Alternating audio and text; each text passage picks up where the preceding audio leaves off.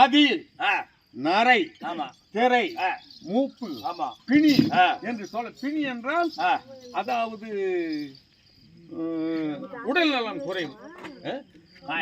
ஆமா, இப்பேற்பட்டது வரக்கூடாது என்று சொல்லி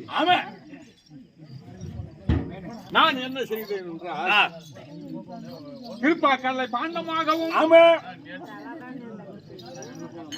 சந்திரனை 3 கோளாகவும் ஆதிசேஷனை நான் என்று சொல்லக்கூடிய கயிறாகவும் நாங்க அமிர்தம் கடைஞ்சோம். அதற்காக எப்படி கடைந்தோம் என்றால் தேவர்கள் எல்லாம் வால்புறமும் நாங்கெல்லாம் வால்புறம் மட்டும் தலைப்புறம் இப்படி கடைந்தோம்.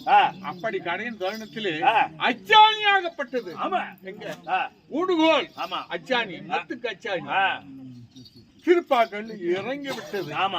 அப்பொழுது நான் என்ன செய்தேன்? ஆமையாக உருவெடுத்து அதன் அந்த அச்சாணியை முதுகின் மேலே தாங்கிக் கொண்டேன். அதனால் ஆமை அவதாரம். அதன் பிறகு அப்படி நான் செய்துவிட்டு என்ன செய்தேன் என்றால் மீண்டும்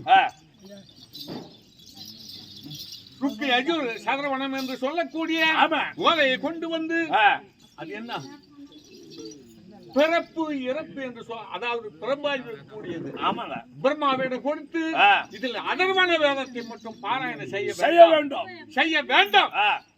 என்று நான் தெரிவித்தேன். பிரம்மா அதை கேளாமல் அதர்வன வேதத்தை பாராயணம் செய்துபடினால் பிரம்மாவின் ஆசீர்வாதமாக சோமகாசுரன் உதித்து பிரம்மாவை பிடித்து கட்டிவிட்டு அந்த வேதச்சுவடைய பிடித்துக் கொண்டு திருப்பாக்கல்ல குதித்து விட்டான். குதித்த உடனே நான் என்ன செய்தேன் என்றால் கையில் என்று சொல்லக்கூடிய மீனாக அவதாரம் எடுத்து அந்த சோமுகாசுரனை வதைத்து அந்த ஓலைச்சுவடியை கொண்டு வந்து பிரம்மாவிடம் கொடுத்து விட்டு ஆயாசமாக துவாரகையிலே அந்த சமீபத்திலே தூர்வாசம் அதாவது ஜனதாதி முனிவர்கள் என்னை பார்க்க வந்தார்கள். ஆனால் வரும் தருணத்திலே